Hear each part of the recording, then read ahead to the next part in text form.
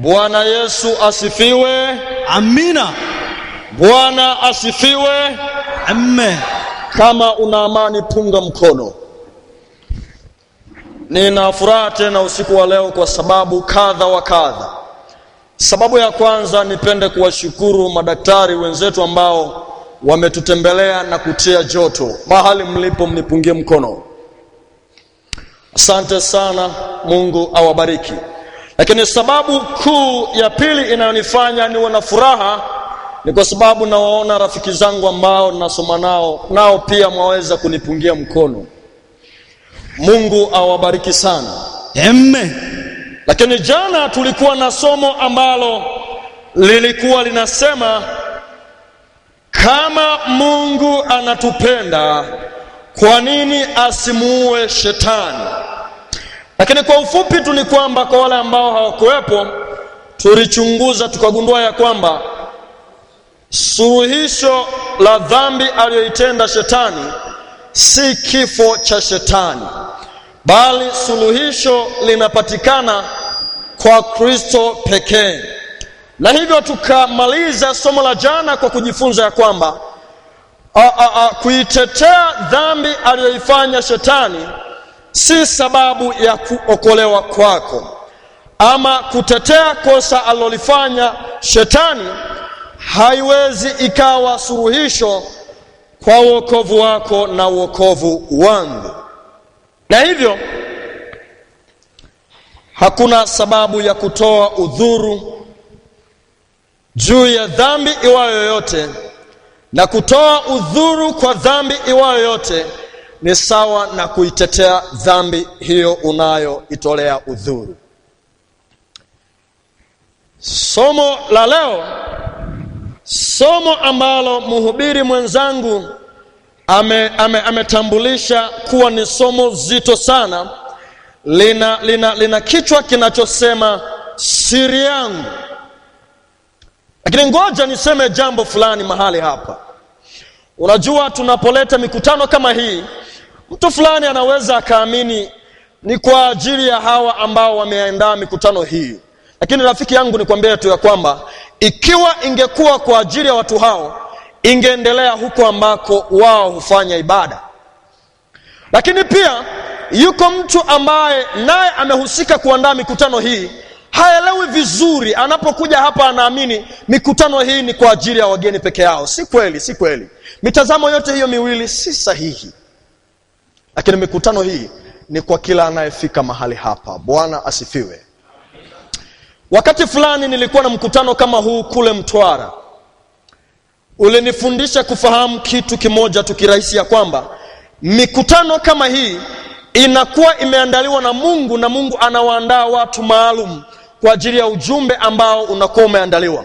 Na nipende kutoa ushuhuda huu ya kwamba katika mkutano ule ambao niliuendesha kule Mtwara, niliguswa sana na mtu pekee ambaye ni kijana mmoja ambaye alikuwa anajiandaa na alikuwa ameanza kuwa na tabia za ushoga kwa sababu ya kuwa amejifunza kwa dada yake. Kijana yule akiwa yuko form 5, mimi kwa wakati huo nilikuwa ninasoma form 6. Yeye alikuwa tayari yuko katika mahusiano na vijana wenzake wa kiume. Lakini kupitia mikutano kama hii ilimsaidia kujua ubaya wa tabia hiyo, na baada ya pale alijitoa na kuachana na tabia hiyo. Na napenda kutoa ushuhuda ya kwamba anaendelea vizuri na tabia njema kama kijana ambaye ana nguvu. Kwa hiyo nikutia moyo ya kwamba pamoja na kwamba unaweza ukakatishwa tamaa, lakini Mungu inawezekana amekuchagua wewe. Mikutano hii ikubariki kama ambavyo mikutano hiyo ilimbariki kijana mwenzetu. Somo la kesho linasema wakati unaposhiba. Shibe. Wakati unaposhiba. Nawezekana sizungumzii chakula, lakini kichwa cha somo la kesho kinasema wakati unaposhiba. Na somo la kesho kutwa, somo ambalo nimeendelea kulipigia promotion sana, linasema tamaa ya kuwa uchi. Tamaa ya kuwa uchi. Na nimependekeza kama una mtu fulani ambaye huwa anakuita baby, njoo naye siku hiyo, na ikikupendeza sana kaa naye kando. Lakini jana watu fulani walinisaidia kusema, ikiwa hilo litashindikana, azima kama unaweza azima baby, njoo naye kama inawezekana.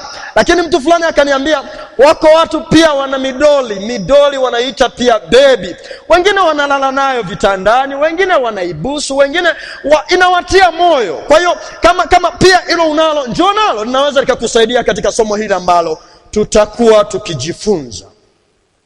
Lakini siku ya Jumamosi tutakuwa na masomo matatu. Asubuhi mitaa ya saa 5 hivi tutakuwa tuna somo linalosema, mbele yako kuna nani, nyuma yako kuna nani, kulia kwako na kushoto kwako kuna nani. Na mitaa ya saa 6 kasoro hivi tutakuwa na somo linalosema pasipoti ya Jehanamu. Lakini jioni ya hiyo Jumamosi tutakuwa tuna somo linalosema, nipe tafsiri ya maneno uliyozungumza. Nipe tafsiri. Hapo tutajifunza kupata tafsiri ya maneno anayokuwa amekuambia mtu fulani. Na baada hapo tutaanza masomo mengine ya juma litakalokuwa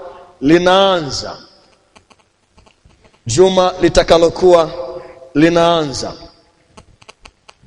Na hivyo ni kualike moja kwa moja katika somo la jioni ya leo. Tunapoanza somo hili la jioni ya leo, kumbuka mikutano yetu mikuu inaenda na ujumbe pia mkuu unaosema, pamoja na hayo Mungu atatuvusha ng'ambo ya dunia. Pamoja na yote ambayo unayaona, pamoja na mambo yote ambayo unayasikia, pamoja na mambo yote ambayo uliwahi kuyasikia na yanayoendelea, lakini ukweli ni kwamba Mungu atatuvusha ng'ambo ya dunia. Ukweli ni kwamba Mungu atatuvusha ng'ambo ya dunia. Yaani amini tu ya kwamba Mungu atatuvusha ng'ambo ya dunia. Unajua, katika hoja ya imani unaweza ukafika mahali ukaingilia wokovu wa Mungu na vile ambavyo Mungu ataiokoa dunia hii. Si kazi yako. Amini tu ya kwamba Mungu atatuvusha ng'ambo ya dunia.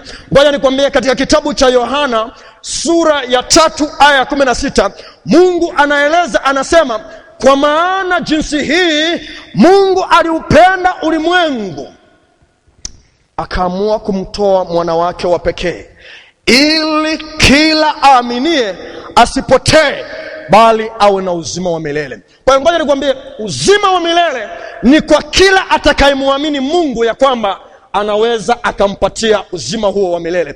Na hatuokolewi kwa vile ambavyo sisi tunatenda mambo fulani mema na mambo fulani ambayo tunayaona kuwa yanafaa. Tunaokolewa kwa kumkubali Mungu, na hivyo Mungu kufanya badiliko ndani ya maisha yetu, na hilo tulinawezekana kwa njia ya Kristo Yesu. Pamoja na hayo Mungu atatuvusha ng'ambo ya dunia. Fungu letu kuu linapatikana katika Yuda sura ya 1 aya ya 24 na aya ile ya 25.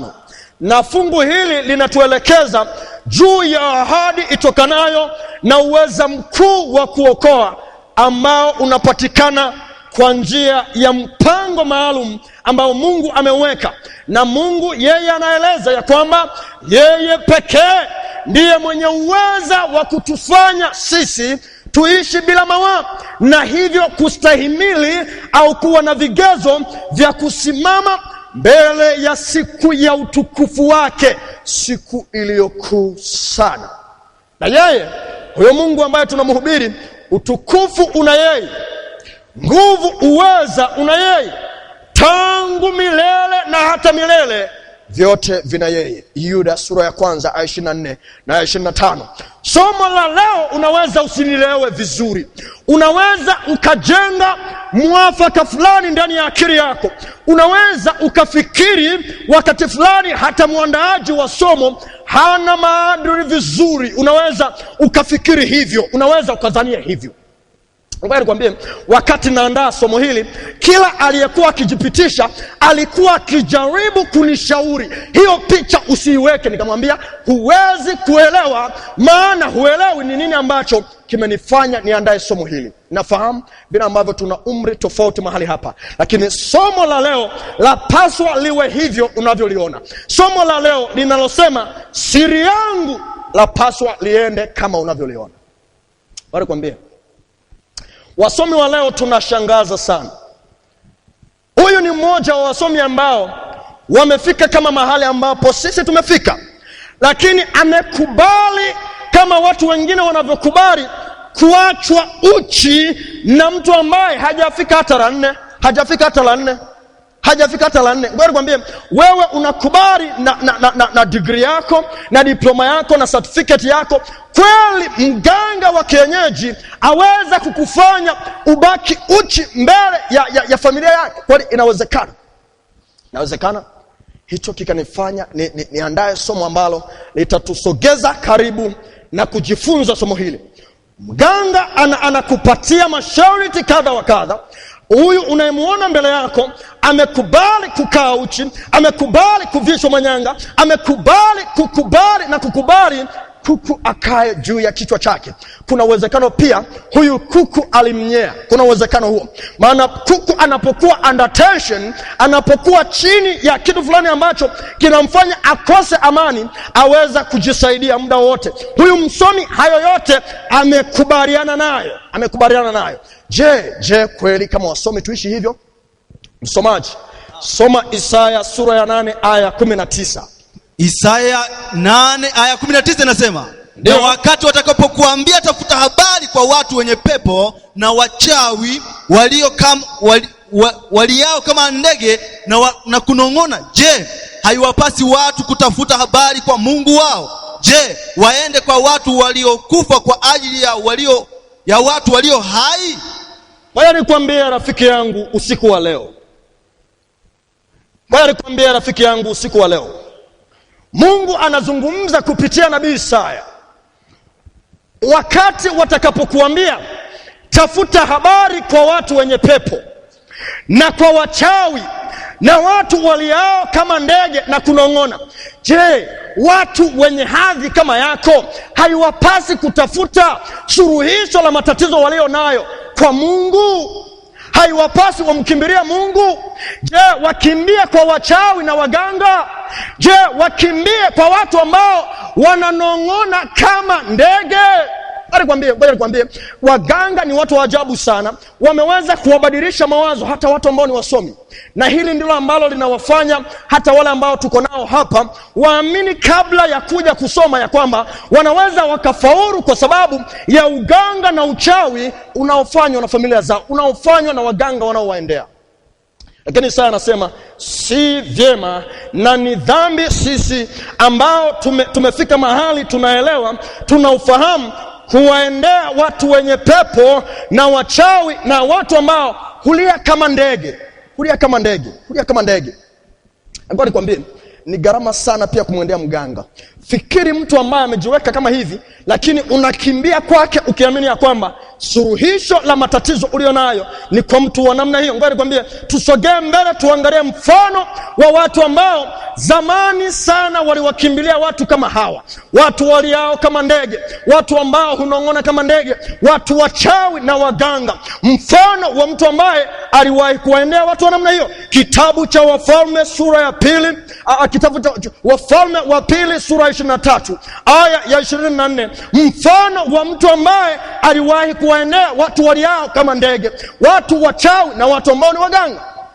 Msomaji, soma Wafalme wa 2 sura ya 23 aya ya 24. Tena wenye pepo wa utambuzi na wachawi na vinyago na sanamu na machukizo yote yaliyoonekana katika nchi ya Yuda na katika Yerusalemu, Yosia aliyaondoa yote ili apate kuyathibitisha maneno ya Torati yaliyoandikwa katika kile kitabu alichokiona Hilikia kuhani ndani ya nyumba ya Bwana. Sikia nikwambie, nchi ya Yuda ni nchi iliyokuwa teule kama taifa la Mungu, Lakini ilifika mahali watu ambao humtaja Mungu huku wakienda kanisani na hilizi, huku wakienda kanisani na uchawi. Na ngoja nikwambie, watu katika nchi hii ya Yuda walifika mahali wanamwabudu Mungu na hilizi zao, katika viuno vyao, katika kwapa zao, katika kila mahali katika miili yao, na huku wakiliinua jina la Mungu wakisema yuko Mungu aliye hai, yuko Mungu aliye hai. Na hili linaelekea kuwa na ukomavu wa kiroho hata katika ulimwengu tulio nao. Wako watu ambao hujidai kuwa ni wachungaji, hujidai wainjilisti kama mimi, lakini huku wanaziamini nguvu za shetani. Na katika taifa la Yuda ikafika mahali Mungu akatoa ujumbe ambao ingebidi ukumbukwe vizuri. Watu ambao walikuwa wanafika kanisani huku wana pepo la utambuzi, wakiwa ni wachawi na wakiwa na vinyago na sanamu na machukizo mengine yote, ilibidi mtumishi wa Mungu ayaondoe. Walikwambia Yosia alikubali kuchukua sehemu ambayo ingeharibu hata maisha yake, lakini kwa sababu ya kuona uangamivu ambao ulikuwa unalijia taifa la watu ambao walikuwa wakisema wanamcha Mungu, akayaondoa yote yaliyotumiwa na watu hawa katika kazi zao. Bwana nikwambie, asante sana fundi mitambo, asante sana fundi mitambo kwa maelekezo yako hapa, nami nazingatia. Bwana nikwambie, katika kitabu hiki Yosia akaamua kufanya kazi ya kuondoa vitu vya namna hii. Labda ngoja nikwambie, watu wenye pepo la utambuzi, watu wachawi na vinyego na sanamu na machukizo, kwa nini Mungu anayekataa? Kwa nini Mungu anayekataa? Watu leo kama ilivyokuwa katika wakati wa Yuda, hata wao hukubaliana na ibada ambayo huwasogeza kusadiki katika nguvu itokanayo na watu waliokufa. Na watu wanaosema ni Wakristo wamefika mahali wanachukua mafuvu ya wachawi wa zamani, wamefika mahali wanachukua mafuvu ya waganga, wamefika mahali wanachukua mafuvu ya watu wanaoitwa watakatifu tangu zamani, nayo pia yanatumiwa katika ibada. Katika ibada. Wale kwambie kitabu cha Kutoka sura ya 7 aya ya 10 na aya ya 11. Kutoka sura ya 7 aya ya 10 na aya ya 11. Kutoka sura ya 7 10 11. Linasemaje fungu hilo? Basi Musa na Haruni wakaingia kwa Farao. Musa na Haruni wakaingia kwa Farao, wakafanya vivyo hivyo kama Bwana alivyowaambia. Haruni akaibwaga fimbo yake chini mbele ya mfalme. Ngoja msomaji. Haruni alifanya kama Bwana alivyoagiza, maana Bwana alipowapa maelekezo Haruni pamoja na Musa, moja maelekezo aliyowaambia ni kutwaa fimbo zao mikononi. Ikawaje? Mbele ya watumishi wake ikawanyoka. Ndipo wakachukua zile fimbo mbele ya huyu Farao na watumishi wa Farao. Ndipo Farao naye akawaita wenye akili na wachawi na hao waganga wa Misri, wakafanya vivyo kwa uganga wao. Sikieni kwambie, zamani sana Farao alifika mahali akawa na kiburi, hata akamwambia Haruni pamoja na Musa ya kwamba yeye hata hamfahamu Bwana.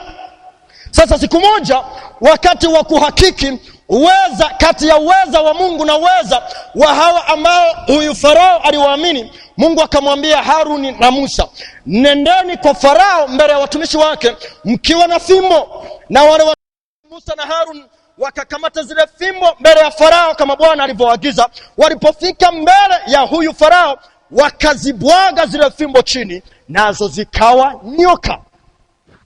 Farao naye kwa kiburi akawaambia, kama ni hili tu hata mimi ninaweza. Na Farao akawaita waganga na wachawi, wasihiri na wakaridayo mbele yake, na wakafanya kama Musa na Haruni walivyofanya. Zile fimbo zao zikabadilika kuwa nyoka. Mungu akawa na kazi ya kuelekeza uweza wake namna ulivyo mkuu mbele ya shetani. Na zile nyoka zilizotokana na mabadiliko ya fimbo za hawa wachawi wa Farao zikamezwa na zile nyoka zilizobadilishwa na nani? Na Mungu. Ndipo Farao akashangaa juu ya kile kilichofanyika. Likawa ni fundisho kwa Farao ya kwamba japo shetani aweza kufanya miujiza na maajabu, lakini mwisho wa wakati Mungu atashinda. Mkutano sema Mungu atashinda. Mungu atashinda. Wachawi, waganga waweza kufanya maajabu, maana walifanya tangu zamani kwa uwezo wa shetani. Ngoja nikwambie, ninaposema haya nasema kwa uchungu sana. Maana kwa kifupi ni kwamba mganga wa kienyeji, mchawi, mkaridayo na msihiri wote ni mawakala wa shetani. Maana yake ni kwamba kama ambavyo sisi huamini ya kwamba mchungaji, padri, shehe, askofu hao ni watumishi wa Mungu, unapoenda upande wa pili maana yake unaenda upande wa watumishi wa shetani. Upande wa shetani. Hivyo mtu anapoendea waganga wa kienyeji, wachawi, wakaldayo na watu wote ambao hawatendi kwa nguvu za Mungu, maana yake amejiweka chini ya utendaji kazi wa shetani. Katika Danieli sura ya 2, unaposoma Danieli sura ya 2 aya ile ya 2, Danieli sura ya 2 aya ya 2 nasema, ndio, ndipo mfalme akatoa amri kuwaita waganga na wachawi. Ngoja nikwambie msomaji, unajua ilifika mahali mimi nikaogopa sana. Siku moja wakati naangalia television, nikaona wabunge wa bunge la Jamhuri ya Muungano wa Tanzania wanalalamika sana, wanahofu sana kwamba katika vitu vya kukalia ndani ya bunge wengine huenda na uchawi. Watu ambao tunaamini ndio wenye busara na akili za kutunga sheria za nchi, lakini nao pia husadiki katika uchawi. Hili limeendelea kulithiwa katika ulimwengu wa wasomi na watu ambao huaminika na jamii tangu zamani sana. Naweza nikasema miaka 4000 kabla ya Kristo. Alikwambia huyu alikuwa ni mfalme, alikuwa amewekwa juu ya kiti cha Babeli, alikuwa ni mkuu wa nchi ya Babeli. Nakumbuka ninaposema Babeli ya leo ninazungumzia nchi ya Iraki. Na katika nchi hiyo ya Iraki, huyu kiongozi wa Babeli aliwekwa juu kuisimamia na kusimamia kila swala katika uongozi wa taifa la Babeli. Lakini huyu alisadiki sana katika uchawi, aliamini sana katika waganga, aliamini sana kwa wasihiri, aliamini sana kwa wakalidayo. Na ngoja nitofautishe maneno haya kidogo ili tuende sambamba. Waganga ni watu ambao husadikika wanaweza wa kutenda au kufanya matibabu kwa watu wenye shida, lakini kwa kutumia nguvu za giza au uchawi au nguvu ya utendaji ya shetani. Lakini wachawi husadikika ni watu ambao kazi yao hupewa nguvu na shetani ili wadhoofishe wanadamu wenzao, wadhoofishe biashara za wanadamu wenzao, wadhoofishe akili na ufahamu wa wanadamu wenzao. Na hivyo kwa maana hiyo waganga hutegemeana sana na hawa watu gani? Hawa wachawi. Kwa maana kwamba mtu ambaye amekuwa mteja wa mganga ameathiriwa na mchawi.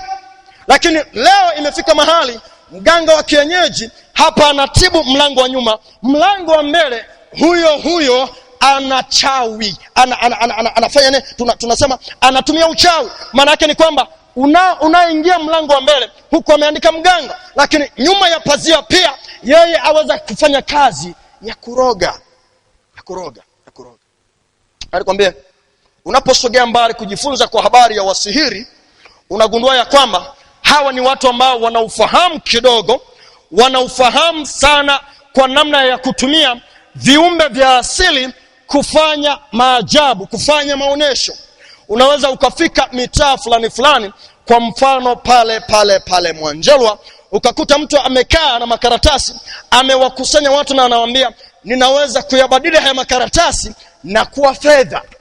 Na kwa watu ambao wana akili ndogo ambazo pengine hazitokani hata na kula ugali wa sembe, hata na sukuma wiki, wanakaa pale wakiamini yule bwana anabadilisha makaratasi na kuwa fedha. Na kwa wakati huo ili ushiriki unampa 200 tu, 200. Mtu ambaye anaweza kubadilisha notebook ya makaratasi na kuwa fedha, lakini wewe unamuunga mkono kwa kutoa shilingi ngapi? Kwa hiyo kwa hali tu ya kawaida ya kula ugali wa sembe na sukuma wiki, unaweza ukaelewa huyu ni mjasiriamali. Ni mjasiriamali. Lakini huwanasa wale ambao wana akili ndogo. Namshukuru mwimbaji mmoja alisema wajinga ndio wali wao. Wajinga ndio wali wao. Na hatupendi leo tuondoke na wajinga mahali hapa. Tunataka tuondoke na watu ambao wanakubalika kama wasomi, na ndivyo walivyo. Wale kwambie, unaposogea mbali kwa habari ya Wakaldayo, ni watu ambao hutumia sayansi kama tunaojifunza, elimu ya nyota kutabiri mambo ambayo yanaweza yakafanyika. Na hili limenifanya niumie sana, maana dada zangu na vijana kadha wa kadha hupenda kutembea kwa ratiba ya waganga, hupenda kutembea kwa watu ambao wanaandika magazeti, na hili linaongezeka kwa ukali. Naongezeka kwa ukali sana. Kila gazeti lazima liwe na eneo la nyota. Nyota yako. Na nyota gani rafiki yangu mahali pale? Nyota gani? Hauna nyota gani? Yuko mtu fulani anaifahamu nyota yake. Unaweza ukanisaidia ni kujifunza. Asante sana. Nyota ana sauti ndogo, pengine hana karama ya kuhubiri. Nisaidie mwenzake, anasemaje? Ana nyota ya kaa. Bwana nikwambie, yule anayesema ana nyota ya kaa, ukimchukua kaa mzima ukampatia atakimbia. Atakimbia. Wako watu wana nyota sijui ya mbuzi, wako watu wa namna nyingi. Ingawa pia huwaogopa hao mbuzi. Mwingine ana allergy na nyama ya mbuzi, lakini anasema ana nyota ya mbuzi. Katika Daniel, kisa hiki kikasogea sana katika Daniel sura ya 2 aya 27 na aya ya 28. Msomaji soma. Danieli akajibu mbele ya mfalme. Ndio. Akasema, ile siri ulioiuliza mfalme, wenye hekima hawawezi kumfunulia mfalme, wala wachawi, wala waganga, wala wanajimu, lakini yuko Mungu mbinguni. Ngoja nikwambie ishia hapo msomaji. Neno la Mungu linaelekeza ya kwamba mawazo ya mwanadamu hata kama amesoma huwa yana kikomo. Huwa yanafika mahali hawezi akafahamu nyuma yake kuna nini. Kwa mfano, watu fulani ukiwauliza kifo ni nini, wanakwambia kifo ni uzembe wa kupumua. Uzembe wa kupumua. Kwa maana kwamba huwezi ukafa na huku unapumua. Zamani unaweza ukalielewa hili vizuri.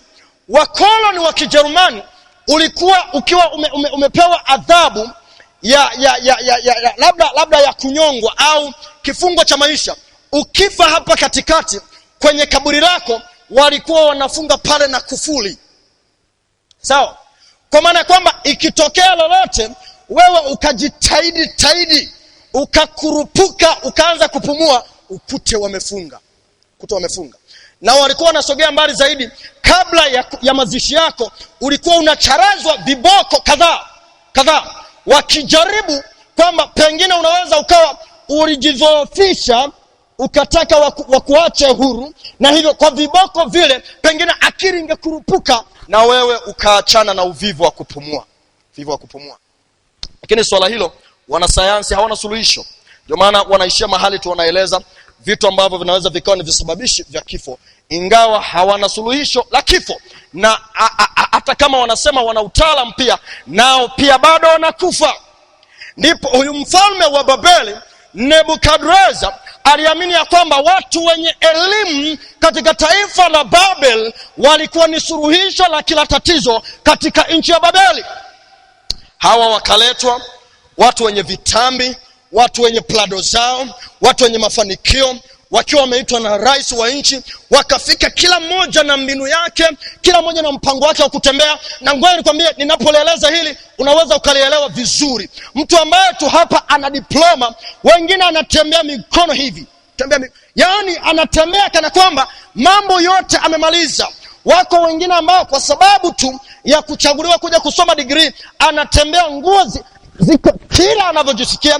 Mwingine anashusha kaptura yake mahali hapa. Mwingine akifika baa anawaambia tu vijana, wewe kunywa tu, fedha ipo. Kumbuka na fedha anayozungumzia, anazungumzia pesa ya mkopo. Unaweza ukalielewa hili. Huyu mfalme wa Babeli alipowaita hawa watu, walivyokuwa wanaringa sana. Kwa hiyo kila msomi akaja na utaalamu wake. Aliyekuwa amesoma civil akaenda, aliyekuwa amesoma architecture akaenda, kila mmoja akijaribu kutafuta suluhisho la tatizo lililomkuta mfalme wa Babeli. Iliposhindikana kwa hawa ambao kazi yao ni kusoma makaratasi, wakaitwa watu wa upande wa pili, wataalamu, wachawi, na wakaitwa. Na ngoja nikwambie, juzi kati hapa tulikuwa na mkutano eneo fulani linaitwa Swaya, na Swaya eneo hilo linamaanisha mkutano wa majini na mapepo. Tulipoenda kuendesha mkutano pale, tukawa tunapewa hadithi za watu ambao hutoka chuo kikuu cha sayansi na teknolojia kwenda kwa mtaalamu mmoja wapo, anaitwa mtaalamu Jericho. Wakatuambia, kumbe na ninyi pia mnaungana nao. Tukamwambia, sisi ni watumishi wa Mungu, tunaenda kumhubiria. Wakasema, yule bwana ana ufahamu wa maandiko na ana ufahamu wa masomo mnayosoma, kwa ninyi hamumwezi, maana hata wenzenu hupanga msururu kwa ajili ya kumwelekea. Mtaalamu Jericho. Naye huyu mfalme wa Babeli akawaita wachawi, maana aliamini ya kwamba ni wataalamu. Hawa wachawi, rafiki yangu mmoja akaniambia, wachawi wanaweza wakajibadili katika namna yoyote. Mwingine anaweza kujibadili kuwa punda, mwingine anaweza kujibadili kuwa sungura, mwingine akawa kama nyau, na hawa nao wakaenda kwa style mbalimbali. Wachawi, kumbuka, inasemekana pia wanaweza wakachukua ungo wa kawaida na wakaufanya kuwa ndege. Wao wanaenda kinyume na gravitational force. Nazungumza na watu ambao ni wasomi kwamba wachawi wana style mbalimbali. Kwa hiyo hapa katika Babeli pia wakaenda wachawi, kila mmoja kwa style yake. Aliyejibadili kuwa sungura, aliyeenda kupitia tairi la gari, kila mmoja na style yake. Sijui kama style ya ungo ilikuwepo, lakini mambo yanasemwa hivyo. Na Waswahili husema, lisemwalo lipo, kama halipo laja. Wachawi nao wakashindwa. Wakaleta wataalamu pia ambao huitwa ni waganga, nao wakashindwa. Wakaleta wataalamu wa nyota, watu ambao wanauza magazeti kila siku, kurasa zao zinauza. Mwenye nyota ya chui anachukua, mwenye nyota sijui ya kondoo, zingine sijui kama zipo, utanisamehe tu kama hakuna nyota ya kondoo, lakini tunajua ni wanyama na vitu vingine kama hivyo. Wao pia wakaitwa, lakini mambo hayakuendea vizuri. Yaliposhindikana, wakaitwa watu wote ambao waliaminika kuwa wenye busara katika Babeli, lakini kashindikana. Na iliposhindikana, ndipo Daniel mtumishi wa Mungu aliyetoka katika nchi ya Yuda kwenda utumwani, maana taifa la Babeli lilikuwa kama taifa lingine lilokuwa na nguvu katika kazi. Daniel akaitwa. Aliposikia habari za huyu mfalme kuwa ameota na ameshindwa kufahamu alichokiota, Daniel akaenda kwa mganga, kwa yule kiongozi, rais. Kamwambia, hiki ulichokiota si wenye busara, si wenye hekima, si waganga, si wasihiri, si Wakaldayo hawawezi kutoa taarifa ya hilo ambalo umeliomba. Na ngoja tusome katika Daniel sura ya 2 aya ya 46 na aya ya 47. Maandiko yanasema, usisahau somo linasema siri yangu. Unaweza kwa sasa usielewe somo linatuelekeza wapi, unaweza usielewe. Labda msomaji, soma tuanze kukaribia. Ndipo Nebukadneza mfalme akaanguka kifudifudi. Ndipo Nebukadneza mfalme alipoambiwa tafsiri, alipoambiwa taarifa ya kile alichokiota, akaanguka chini kifudifudi, akaanguka chini.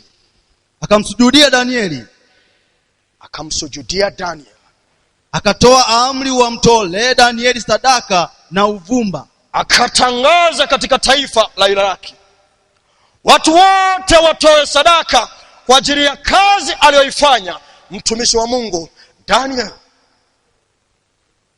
Ndipo mfalme akajibu akamwambia Daniel, hakika Mungu wenu ndiye Mungu wa miungu na Bwana wa mabwana.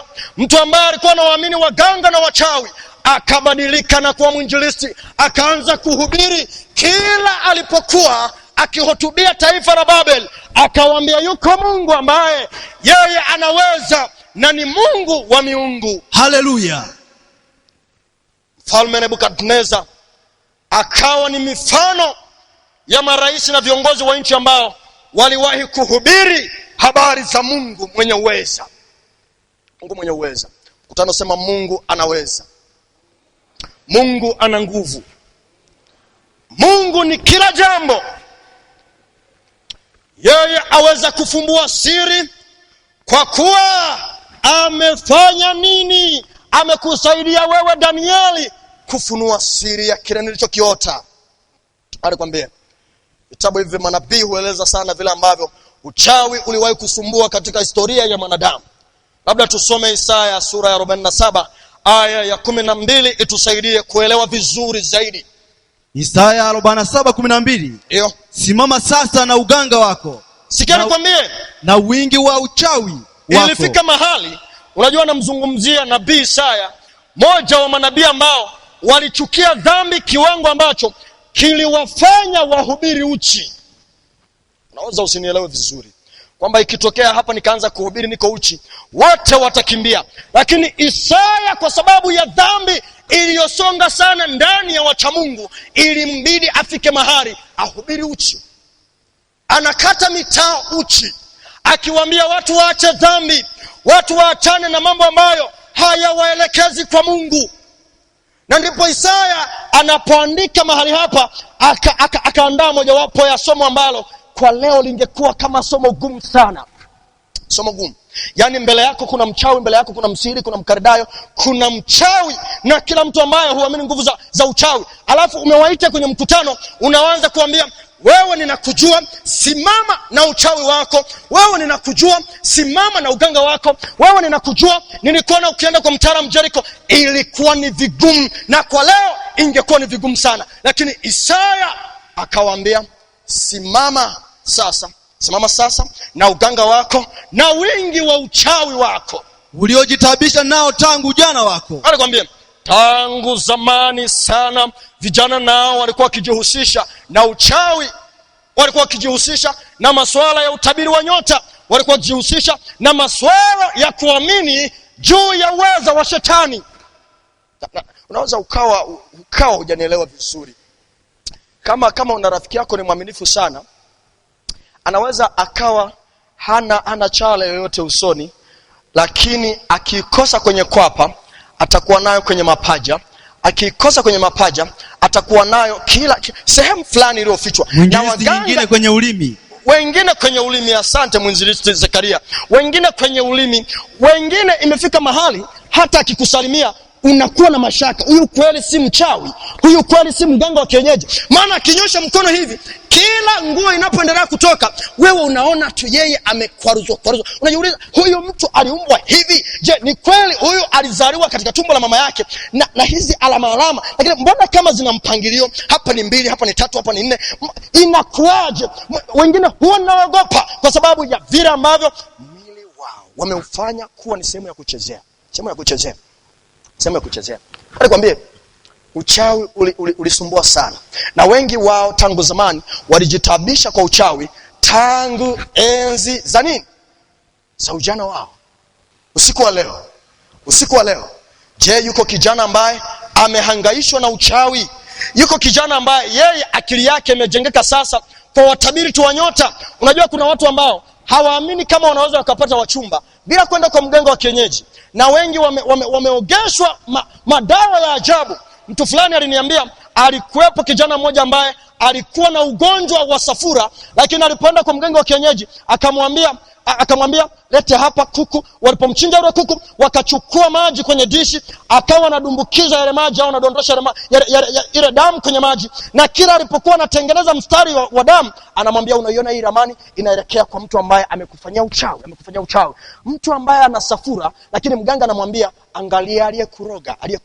Na watu leo hawapatani na majirani zao kwa sababu ya maelekezo ya waganga wa kienyeji. Katika Samueli wa kwanza sura 28 aya 6 mpaka aya 28, neno la Mungu linasema, lakini Sauli alipouliza kwa Bwana, Bwana hakumjibu wala kwa ndoto wala kwa urimi wala kwa manabii. Ndipo Sauli akawaambia watumishi wake, nitafutieni mwanamke mwenye pepo wa utambuzi nipata kumwendea na kuuliza kwake. Watumishi wake wakamwambia, tazama yuko mwanamke mwenye pepo wa utambuzi huko Endori. Hili limeendelea kutumiwa. Waganga huandika matangazo yao. Hapa Iunga nakutana na matangazo. Yuko mganga mmoja anajitambulisha kutoka hapa wapi hapa? Rukwa. Ametandaza matangazo yote na amebeba sifa ya kwamba yeye ni mtaalamu wa vitu kama vitano. Cha kwanza ni mtaalamu wa magonjwa sugu. Sawa? Ni mtaalamu wa ugonjwa ambao unaandama pia vijana wengi. Yeye ni mtaalamu wa kuongeza nguvu za mapenzi. Nguvu za mapenzi. Yeye ni mtaalamu pia wa kurejesha mahusiano. Kama ulikuwa na bebi wako amekukimbia, ukipatiwa ile dawa, anafanya nini? Nakusaidia. Na siku moja nilishangaa, hata mmoja wa watumishi wa Mungu anasema amewahi kusikia kwamba kuna vijana wao wakipewa dawa wanashika mkononi. Akikutazama tu binti akakuangaza hivi, umekamatika. Nilisikia hilo nalo hapa. Kalisikia hilo. Na wako watu wanaliamini. Na hivyo akishapewa uchawi akiwa na hirizi kwenye kwapa, yeye anaamini kila binti, kila kijana anayekutana naye anaamini ni wake tu. Maana akili yake imejaa akili ya kiganga. Akili ya kiganga. Sasa huyu mfalme naye akaenda, akaambiwa kuna mganga ambaye yeye ni mtaalamu. Yeye ni mtaalamu, naye alikuwa ni mwanamke. Yeye pia alijitambulisha kuwa anatokea Endori. Nikwambie, huyo akaenda kwa yule mganga. Alipoenda kwa yule mganga, yule bibi kama utaratibu wa waganga ulivyo, akaanza kugonga manyanga. Gonga manyanga. Ilipofika mahali, yule mfalme, kumbuka alikuwa amejificha.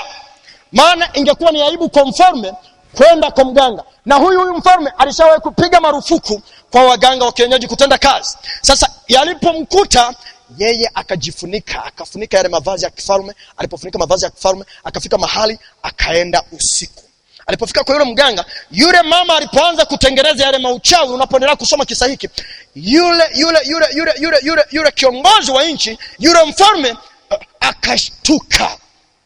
Maana yule mama alitengeneza kitu fulani ambacho baadaye yalisikika kama vitu fulani, kama mvua inakuja. Yule mfalme aliposhituka, mavazi yakaruka na yale mavazi aliyojifunika yakatoka. Yule mama akamgundua, akasema, si wewe kweli uliyepiga marufuku? Kabili yule rais amtie moyo, amwambie, basi amenikuta tu mama, naomba nisaidie kwa leo. Na ndivyo ambavyo hata wengi wetu leo wanaenda kwa waganga. Wengine wanavaa makofia, unakuta ni mtumishi wa Mungu kabisa, lakini siku hiyo kapiga akapela kofia fulani, anatembea tena kisera, wajua ni mtu fulani ambaye yuko tofauti sana. Na anaenda pia usiku. Hiyo haitoshi, lazima aende usiku. Hata yule mfalme akaenda usiku, lakini yaliyomkuta yakamkuta. Basi Sauli akajigeuza na kuvaa mavazi mengine, kisha akaenda yeye na watu wawili pamoja naye. Wakamfikiria yule mwanamke usiku, akasema, tafadhali unibashirie kwa utambuzi, ukanipandishie yeye nitakayemtaja. Alikwambia kitabu cha Matendo sura ya 13 aya 6 na 12, walipokwisha kupita katikati ya kisiwa chote mpaka Pafo, wakaona mtu mmoja mchawi, nabii wa uongo, Myahudi, jina lake Bari Yesu. Mtu huyo alikuwa pamoja na liwali Sergio Paulo, mtu mwenye akili. Yeye liwali akawaita Barnaba na Sauli waje kwake, akataka kusikia neno la Mungu. Huyo mchawi, kwa wachawi tangu zamani walikuwa. Sikia nikwambie, unapendelea fungu la 8 linasema, lakini Elima yule mchawi, maana ndiyo tafsiri ya jina lake, akashindana nao akitaka kumtia yule liwali moyo kuiacha ile imani. Lakini Sauli ambaye ndiye Paulo, akijaa Roho Mtakatifu, akamkazia macho, akasema, ewe mwenye kujaa hila, uovu wote, mwana wa Ibilisi, adui wa haki yote, huache kuzipotoa njia za Bwana zilizonyoka. Bali kwambia rafiki yangu, somo hili linanifanya ni wana machungu sana. Maana yako makabila pia yamefika mahali yanaogopa kwa ujumla wao. Ukitaja mtu anayetokea Kigoma, mtu anaamini mtu huyo tu ana asili ya uchawi.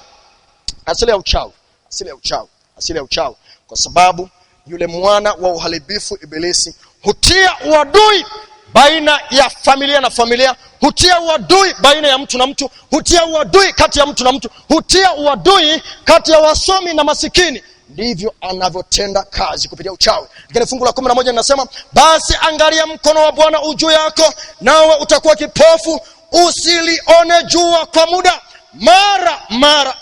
Mara kiwi kikamwagika, kikamwangukia na giza, naye hakuona tena. Kwa nikwambie, Uko muda, uko mbele yangu, uko mbele yako. Ikiwa hatutotubia uchawi, kiwi itamwagika kutoka mbinguni na Mungu hatonyamaza. Mungu hatonyamaza. Ndipo yule liwali alipoyaona yaliyotendeka akaamini, akastajabia mafundisho ya Bwana. Rafiki yangu, muamini Mungu ambaye yeye anaweza kutenda zaidi hata ya waganga. Matendo ya Mitume sura 13:9 na 10. Na mtu mmoja jina lake Simon, hapo kwanza alikuwa akifanya uchawi katika mji ule, akiwashangaza watu wa taifa la Samaria.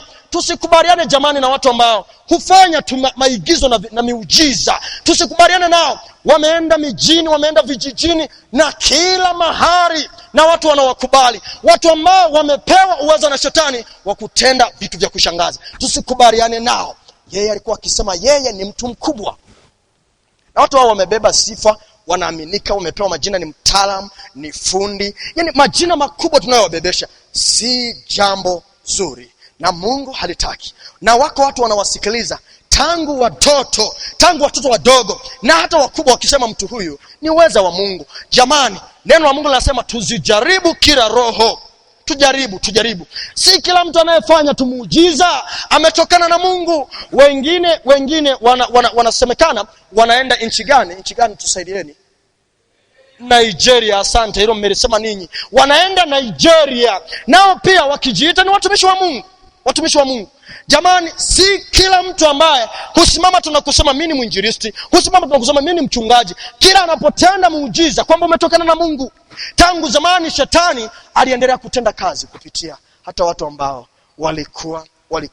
walikuwa wakilitaja jina la Mungu. Wewe nikwambie, najua linaumiza sana, lakini ukweli ni kwamba lazima niseme. Mungu anasema tusikubaliane na ibada za wafu. Tusikubaliane nazo. Maana tangu zamani shetani hutenda kupitia mambo ya namna hiyo. Mafuvu ya watu waliokufa, mtumishi wa Mungu, yanakupeleka wapi?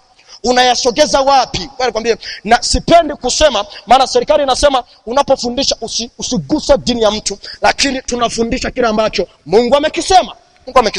Na hili ni zito, sipendi ni wanyamazie, maana limegusa familia yangu, limegusa rafiki zangu. Watu wengi wanaathirika na uchawi kwa namna ya ajabu. Matendo ya Mitume sura 18 aya 18 hadi 21. Hata Simon alipoona ya kuwa watu wanapewa Roho Mtakatifu kwa uweza, kwa kuwekewa mikono ya mitume, akataka kuwapa fedha akisema, nipeni na mimi uweza huu, ili kila mtu nitakayemwekea mikono apokee Roho Mtakatifu. Watu kwa sababu ya kutokuwa wema mbele za Mungu wanatafuta kununua uweza wa Roho Mtakatifu. Na ndio maana mkanisaidia kusema wengine huenda Nigeria, walikuwa wako tangu zamani. Lakini Petro akamwambia, fedha yako na ipotelee mbali pamoja nao, kwa kuwa umedhania kuwa karama ya Mungu yapatikana kwa mali. Huna fungu wala huna sehemu katika jambo hili, kwa kuwa moyo wako si mnyofu mbele za Mungu. Lakini Ufunuo sura 21 aya ya 8, msomaji soma fungu. Ufunuo 21:8. Bali waoga na wasioamini na wachukizao na wauaji na wazinzi na wachawi na hawa waabuduo sanamu na waongo wote, sehemu yao ni katika lile ziwa liwakalo moto na kiberiti. Hii ndio mauti yake. Mungu anasema jioni ya leo, waoga, wasioamini, wauaji, wazinzi, wachawi na waabuduo sanamu, sehemu yao ni katika ziwa la moto. Ujumbe huu ni mzito. Kwa nini kunyamazie? Mungu anaposema tufundishane, kwa nini usikubali mafundisho ya Mungu? Kwa nini rafiki yangu usikubaliane na neno la Mungu? Mungu anasema kila atakayemwamini ataurithi ufalme wa Mungu. Jioni ya leo somo limetuelekeza, wako wengi tumejifunika katika makoti, tumejifunika katika magauni yetu, lakini tulikuwa tumeenda mbali na kuamini waganga, tulikuwa tumeenda mbali na kuamini wataalamu wa mambo ya nyota. Usiku wa leo Mungu anakuita, Mungu ananiita. Siri yangu imefunuka ya kwamba uchawi, uganga, utabiri wa nyota, wala yote yasiyotokana na neno la Mungu hayawezi kutuelekeza kwa Mungu, bali hatima yake ni katika ule moto wa jehanamu. Sipendi yoyote akumbana na moto huu, maana neno la Mungu limetuonya kabla. Na ngoja nikwambie, vijana wengi leo tumekuwa waongo.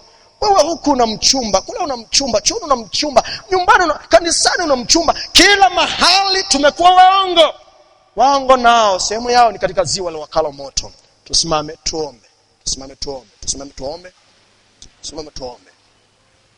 Baba yetu wa mbinguni, tunakushukuru kwa ajili ya somo la leo. Tulete tena kesho tuendelee kujifunza. Endelea kutuelekeza mapenzi yako. Asante kwa ajili ya rafiki zetu ambao tunaendelea kujifunza nao. Wabariki kwa namna ya kipekee. Kwa sababu wamekubali kunyenyekea na kutumia muda wao. Dhihirisha pia kukubaliana na ibada yao kwa kuwabariki na kuwawezesha katika yote yaliyo mahitaji yao. Wapatie usiku mzuri. Kesho tena tupatie nafasi ya kujifunza. Tumeomba kwa imani tukiruhusu malaika wako sasa watuongoze nyumbani salama na mahali tunapopumzika. Ni katika jina la Yesu aliye hai. Amen. Mungu awabariki na wakaribisha tena kesho kwa ajili ya somo lingine zuri ambalo tutakuwa tukiendelea kujifunza juu ya habari yako, juu ya habari yangu, wakati ninapokuwa nimeshiba.